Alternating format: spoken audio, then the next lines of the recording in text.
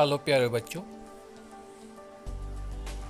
आज हम देखेंगे चैप्टर नंबर 3, खेल एवं हमारा भोजन। हमारे भोजन का खेल से क्या संबंध है, इस पाठ में हम ये जानेंगे। तो चलिए शुरू करते हैं और पढ़ते हैं पाठ। सामान्यतः पूरे दिन में जो कुछ भी हम खाते हैं उसे भोजन या आहार कहते हैं।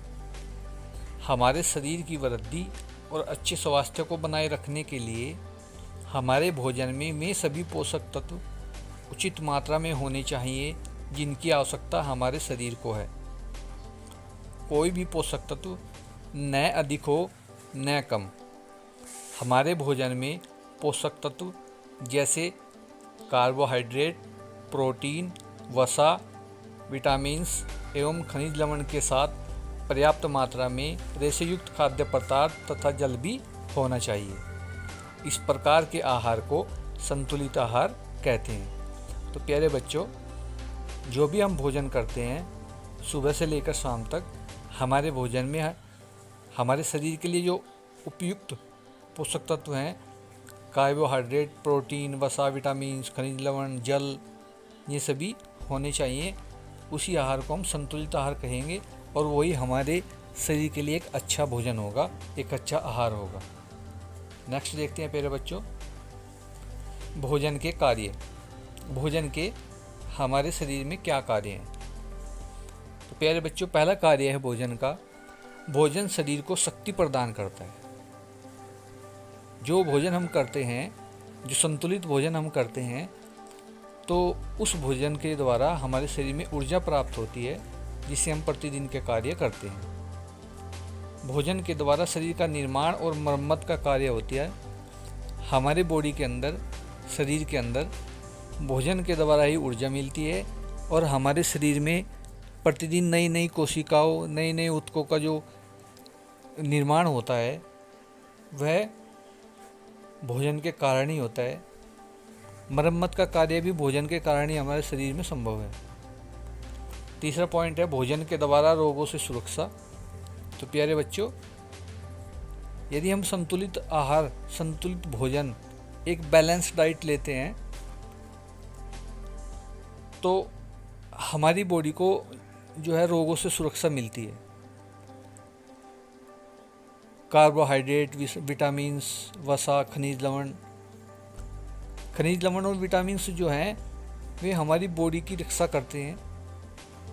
तो हम इसीलिए प्यारे बच्चों, हम सभी को संतुलित आहार करना चाहिए और सबसे अच्छा संतुलित आहार माना गया है दूध का।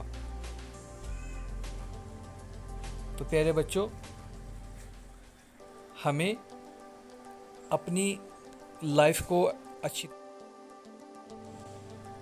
एक अच्छा जीवन जीने के लिए संतुलित आहार, एक बैलेंस डाइट लेनी चाहिए। चलिए आगे देखते हैं। आओ जाने। 1 ग्राम शुद्ध वसा में लगभग 9 कैलोरी ऊर्जा प्राप्त होती है। ऊर्जा को हम कैलोरी में मापते हैं प्यारे बच्चों। और 1 ग्राम प्रोटीन में लगभग 4 कैलोरी ऊर्जा प्राप्त होती है और 1 ग्राम कार्बोहाइड्रेट में लगभग 4.1 कैलोरी ऊर्जा प्राप्त होती है। और जो खिलाड़ी होते हैं, प्रत्येक खिलाड़ी के लिए अलग अलग कैलोरी की आवश्यकता होती है, अलग अलग ऊर्जा की आवश्यकता होती है प्यारे बच्चों। वो देखते हैं हम।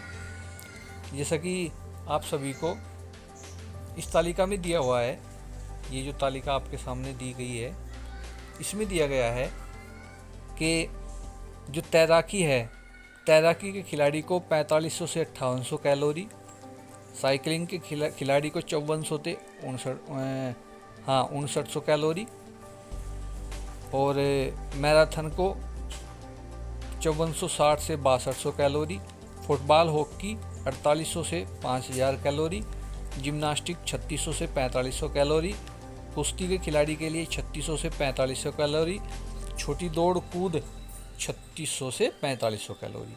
इतनी कैलोरी की आवश्यकता अलग अलग खेल के खिलाड़ियों को है। नेक्स्ट देखते हैं प्यारे बच्चों। नेक्स्ट पेज पर जो तालिका दी गई है, जो टेबल दी गई है प्यारे बच्चों, इसमें बताया गया है कि 12 वर्षीय बच्चे शाकाहारी हों या मांसाहारी, उनके लिए पूरे दिन का संतुलित आहार क्या होगा।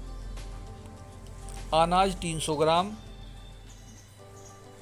जो अनाज है उसकी मात्रा 300 ग्राम होगी और पके हुए भोजन की 10 कप। चावल 160 ग्राम 5 कप, गेहूँ 160 ग्राम 6 से 7 रोटी, दाल 70 ग्राम 3 कप, हरी पत्तेदार सब्जियां 75 ग्राम 2 कप, अन्य सब्जियां 75 ग्राम 1/2 कप यानी कि आधा कप, फल 50 ग्राम, दूध 250 ml 1 गिलास, वसा तथा तेल 35 ग्राम 2 चम्मच, शक्कर चीनी गुड़ 50 ग्राम चम्मच, मांस मछली 35 ग्राम, अंडा 1 अंडा प्रतिदिन और जल 6 से 8 गिलास। हम सभी को प्रतिदिन लगभग 6 से 10 गिलास पानी के पीने चाहिए। अब आता है प्यारे बच्चों कुपोषण। कुपोषण किसे कहते हैं? शरीर में आवश्यक पोषक तत्वों की कमी या अधिकता कुपोषण है। प्यारे बच्चों, जो पोषक तत्व मैंने आपको बताए हैं, कार्बोहाइड्रेट, विटामिन्स, खनिज लवण, वसा, यदि ये हमारी बॉडी में संतुलित मात्रा में होंगे, संतुलित मात्रा में यदि ये पोषक तत्व हमारी बॉडी के अंदर होंगे तो हमारी बॉडी अच्छी तरह कार्य करेगी। लेकिन यदि इनकी हमारी बॉडी के अंदर अधिकता हो जाएगी या फिर इनकी कमी रह जाएगी तो उस रूप को कुपोषण कहते हैं। कुपोषण के कारण बच्चे कई बीमारियों से ग्रसित हो जाते हैं और कुपोषण के जो कारण है वो निम्नवत है। नंबर 1, प्रोटीन की कमी। प्रोटीन जो है हमारी बॉडी को बनाता है, मांसपेशियों का हमारी बॉडी के अंदर निर्माण करता है, हमारे शरीर की वृद्धि करता है। प्रोटीन की कमी के कारण शरीर की वृद्धि रुक जाती है, मांसपेशियाँ कमज़ोर हो जाती है, एकाग्रता में कमी आ जाती है। और प्रोटीन से 2 मुख्य रोग होते हैं प्यारे बच्चों, एक तो है क्वाशियोरकर और एक है मेरास्मस। ये 2 रोग हैं प्यारे बच्चों, इम्पोर्टेंट है। फिर है आपका कार्बोहाइड्रेट की कमी। इसकी कमी से शरीर कमज़ोर हो जाता है, थकान आ जाती है, शरीर में ऊर्जा की कमी हो जाती है प्यारे बच्चों, और रक्त में शर्करा की मात्रा कम हो जाती है। फिर है वसा की कमी। वसा की कमी से मांसपेशियाँ कमज़ोर हो जाती हैं, त्वचा रूखी हो जाती है। नंबर 4 पर है विटामिन्स की कमी। विटामिन्स की कमी से हमारे शरीर में अनेक रोग हो जाते हैं, जैसे विटामिन ए की कमी से रतौंधी, विटामिन बी की कमी से बेरी,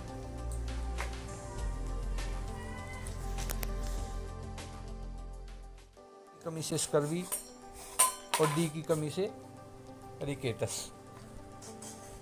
पॉइंट नंबर 5 है खनिज लवण की कमी।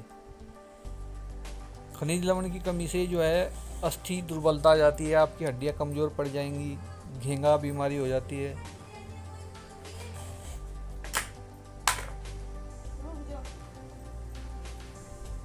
रक्ताल्पता आदि रोग होते हैं। अब प्यारे बच्चों और भी जाने, जो मेन पॉइंट है उनको जानते हैं। आजकल पैकेट बंद फूड, फास्ट फूड का बहुत प्रचलन है। पैकेट बंद फूड भले ही खाने में स्वादिष्ट लगते हों, लेकिन उनमें विटामिन्स और मिनरल्स का अभाव होता है जो हमारे शरीर के लिए आवश्यक होते हैं। इस प्रकार के खाद्य पदार्थों को खाने से बचना चाहिए। खाद्य पदार्थ खरीदते समय उनके लेवल पर एक्सपायरी डेट देखना ज़रूरी है।